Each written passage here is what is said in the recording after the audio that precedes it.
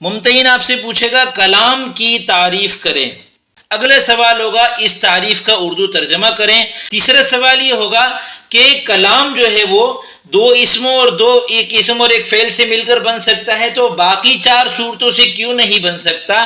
تو اس کا جواب یہ ہے کہ السلام علیکم ورحمۃ اللہ وبرکاتہ۔ الحمدللہ بندے نے اب تک شعر و ادب سے متعلق جتنا کام کیا ہے، جتنی کتابیں لکھی ہیں، جتنے کورسز بنائے ہیں PDF میں، ویڈیوز میں، ان سب کو ایک جگہ مرتب کر دیا ہے، ایک جگہ جمع کر دیا ہے، یکجا کر دیا ہے، اور اس کے ساتھ اردو شعر و ادب کا اور بھی بہت سارا ذخیرہ، کئی ساری کتابیں، قواعد کی کتابیں اور مطالعے کے اعتبار سے ادبی کتابیں، لغات اردو کی، یہ سب جو ہے وہ ایک شعر و ادب ذخیرہ کے نام سے میں نے آپ کے لیے ایک پیکیج تیار کیا ہے۔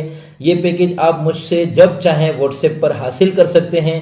میرا واٹس ایپ نمبر لکھا ہوا آ رہا ہوگا، واٹس ایپ پر تشریف لائیں اور صرف اتنا لکھ دیں کہ مجھے شعر و ادب ذخیرہ درکار ہے، تو اس کی معمولی سی قیمت رکھی ہے، وہ قیمت آپ ادا کریں اور آپ کے پاس یہ شعر و ادب کا ذخیرہ ہوگا۔ اس میں آپ کے پاس میری آؤ شاعری سیکھیں، آؤ تحریر سیکھیں، آؤ قافیہ سیکھیں، آؤ عروض سیکھیں، آؤ فارسی سیکھیں، آؤ زبان و بیان سیکھیں، اور اس کے علاوہ 40 تربیتی کھیل اور دوسری جو میری تصنیفات ہیں اردو شعر و ادب کے حوالے سے خاص طور سے، وہ سب انشاءاللہ آپ کی دسترس میں آ جائیں گی۔ إنا جعلناه قرآنا عربيا لعلكم تعقلون۔ بسم اللہ الرحمن الرحیم، نحمدہ ونصلی علی رسولہ الکریم۔ السلام علیکم ورحمۃ اللہ وبرکاتہ۔ میں محمد اسامہ سرسری، قافیہ کا درس چل رہا ہے، یہ دوسرا سبق ہے۔ اس سبق میں کلام کے بارے میں ہم پڑھیں گے، کلام کی تعریف اور اس کی صورتیں۔ عبارت دیکھیے، الکلام ما تضمن کلمتین بالاسناد ولا یتأتی ذلك الا فی اسمین او اسم و فعل۔ اس کا ترجمہ ہے، کلام وہ لفظ ہے جو دو کلموں پر مشتمل ہو اسناد کے ساتھ، اور یہ چیز حاصل نہیں ہو سکتی مگر دو اسموں میں یا ایک اسم اور ایک فعل میں۔ گزشتہ سبق میں ہم نے کلمے کے بارے میں پڑھا کہ وہ ایک لفظ ہوتا ہے جو ایک معنی کے لیے وضع کیا گیا ہوتا ہے، اور اس کی 3 قسمیں ہیں، اسم، فعل اور حرف۔ اب یہ ان اسموں، فعلوں اور حرفوں سے مل کر جو چیز بنتی ہے، ظاہر سی بات ہے ہم عربی سیکھ رہے ہیں تو ہمیں اپنی بات کو مکمل کرنا آنا چاہیے۔ میں آپ سے کہتا ہوں آپ کا کیا نام ہے، تو میں کہوں گا مسمکا۔ یہ جو مسمکا ہے یہ پورا ایک کلام ہے جو کہ اسم، فعل اور حرف سے مل کر بنتا ہے۔ تو اب ہم نے پچھلے سبق میں اسم، فعل اور حرف کو پڑھ لیا تھا، اس سبق میں ہمیں پورے جملے اور کلام کے بارے میں بتایا جا رہا ہے کہ وہ اس کی کیا نوعیت ہوتی ہے، وہ بنتا کیسے ہے۔ وہ تو ہم پوری جب علم و نحو پڑھ لیں گے نا قافیہ کے اندر آگے، تو ہمیں خود بنانا بھی آ جائے گا۔ ابھی ہم صرف اس کا اسٹرکچر سمجھ رہے ہیں کہ وہ کیا ہے۔ تو کلام جو ہے وہ ایسا لفظ ہے جو 2 کلموں پر مشتمل ہوتا ہے۔ کلمہ ایک اسم تھا یا ایک فعل یا ایک حرف۔ اگر 2 اسم ہوں یا 2 فعل ہوں یا 2 حرف ہوں، یا ایک اسم اور ایک فعل ہو، یا ایک فعل اور ایک حرف ہو، یا ایک اسم اور ایک حرف ہو، تو اس کو ہم کہیں گے ما تضمن کلمتین۔ یہ وہ لفظ ہے جو 2 کلموں پر مشتمل ہے۔ اسم، فعل اور حرف میں سے کوئی سے بھی 2 کلمے اٹھا لیں تو وہ بنے گا ما تضمن کلمتین، کہ یہ وہ چیز ہے جو 2 کلموں پر مشتمل ہے۔ لیکن ما تضمن کلمتین یہ کلام کی مکمل تعریف نہیں ہے۔ اس کی تعریف مکمل ہوتی ہے بالاسناد کے ذریعے سے، کہ ان 2 کلموں میں تعلق اسناد والا ہو۔ اسناد کس کو کہتے ہیں؟ ایک کلمے کا دوسرے کلمے کے ساتھ ایسا تعلق کہ جس سے بات مکمل ہو جائے۔ اب آپ نے کہا زید کتاب، 2 لفظ آپ نے کہے لیکن بات نامکمل ہے۔ اس کا مطلب یہ ہوا کہ ہر 2 لفظوں سے مل کر کلام نہیں بنے گا، بلکہ ان 2 لفظوں سے مل کر بنے گا جن کے ملنے پر تعلق ان میں آپس میں ایسا ہو کہ بات مکمل ہو رہی ہو۔ ولا یتأتی ذالک، لا یتأتی کا مطلب ہے حاصل نہیں ہوتی، اور ذالک کا مطلب ہے یہ چیز۔ ذالک اس میں اشارہ ہے، اس کا مشار الیہ یا تو الکلام ہے کہ یہ کلام حاصل نہیں ہوتا مگر دو اسموں اور ایک اسم اور ایک فعل میں، یا پھر اس کا مشار الیہ اسناد ہے کہ اسناد حاصل نہیں ہوتی مگر دو اسموں میں یا ایک اسم اور ایک فعل میں، یعنی کلام جو ہے وہ دو کلموں پر مشتمل ہے۔ اب وہ دو کلمے کون سے ہیں؟ تو چونکہ کلمہ کی تین قسمیں ہیں، اسم، فعل اور حرف، تو اگر ان تینوں میں سے دو دو کے ہم سیٹ بنائیں تو 6 سیٹ بنیں گے، 2 اسم، 2 فعل، 2 حرف، ایک اسم اور ایک فعل، ایک اسم اور ایک حرف، ایک فعل اور ایک حرف، یہ کل 6 سیٹ بنیں گے۔ ان 6 سیٹ میں سے کون سا سیٹ کلام بن سکتا ہے؟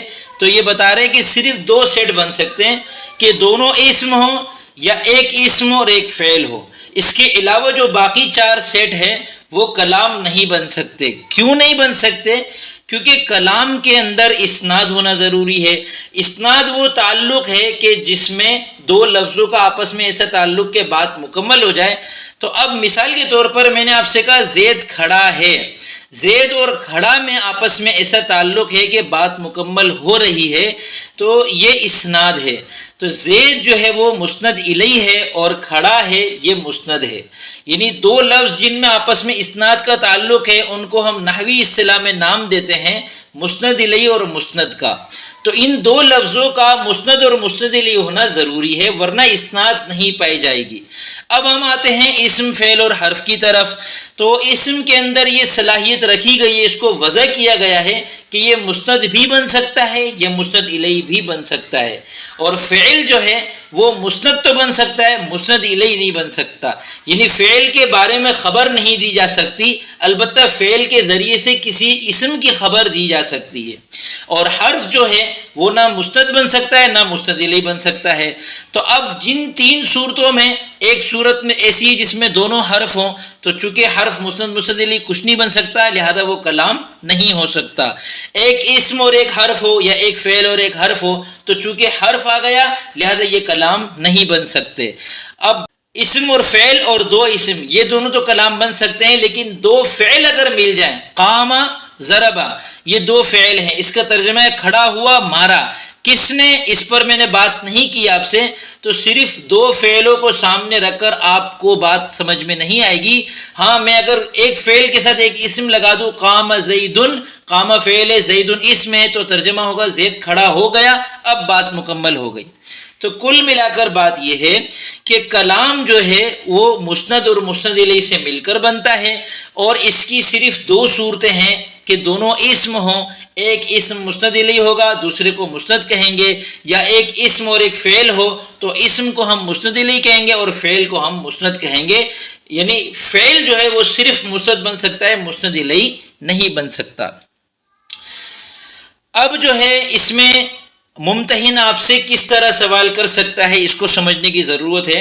ممتحن آپ سے پوچھے گا کلام کی تعریف کریں یا کلام کی اصطلاحی تعریف کریں، کوئی بھی لفظ ہو سکتا ہے، تو آپ کہیں گے الکلام ما تضمن کلمتین بالاسناد۔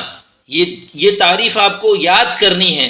پچھلے سبق میں ہم نے یاد کیا الکلمۃ لفظ وضع لمعنی مفرد، الکلام ما تضمن کلمتین بالاسناد، ان دونوں کو اچھی طرح یاد کر لیں۔ اگلا سوال ہوگا اس تعریف کا اردو ترجمہ کریں۔ کلام وہ لفظ ہے جو 2 کلموں پر مشتمل ہو اسناد کے ساتھ۔ تیسرا سوال ہوگا اسناد سے کیا مراد ہے، تو اس کا جواب ہے 2 کلموں کا آپس میں ایسا تعلق کہ بات مکمل ہو جائے، یا 2 کلموں کا آپس میں ایسا تعلق کہ مخاطب کو مکمل فائدہ حاصل ہو جائے۔ تیسرا سوال یہ ہوگا کہ کلام جو ہے وہ 2 اسموں اور ایک اسم اور ایک فعل سے مل کر بن سکتا ہے، تو باقی 4 صورتوں سے کیوں نہیں بن سکتا؟ تو اس کا جواب یہ ہے کہ کلام کے لیے مسند اور مسند الیہ کا ہونا ضروری ہے، اور اسم کے اندر مسند مسند الیہ دونوں ہونے کی صلاحیت ہے، لہذا 2 اسموں سے مل کر کلام بن سکتا ہے، ایک کو مسند بنا دیں گے ایک کو مسند الیہ، اور اسم اور فعل ہوں تو اسم کو مسند الیہ بنا دیں گے فعل کو مسند بنا دیں گے، کلام بن جائے گا۔ اور فعل جو ہے وہ صرف مسند بن سکتا ہے، لہذا 2 فعلوں سے مل کر بھی کلام نہیں بن سکتا۔ اور حرف کے اندر نہ مسند بننے کی صلاحیت ہے نہ مسند الیہ بننے کی صلاحیت ہے، لہذا اگر کسی بھی صورت ایسی ہوئی کہ کلام کے اندر 2 ہی لفظ ہیں اور ان میں سے ایک یا دونوں حرف ہیں، تو اس صورت میں بھی کلام واقع نہیں ہو سکتا، کلام مرتب نہیں ہو سکتا، مکمل بن نہیں سکتا۔ اگلی بات یہ کہ کلام کو نحوی اصطلاح میں کلام بھی کہتے ہیں، جملہ بھی کہتے ہیں، مرکب مفید بھی کہتے ہیں، مرکب تام بھی کہتے ہیں۔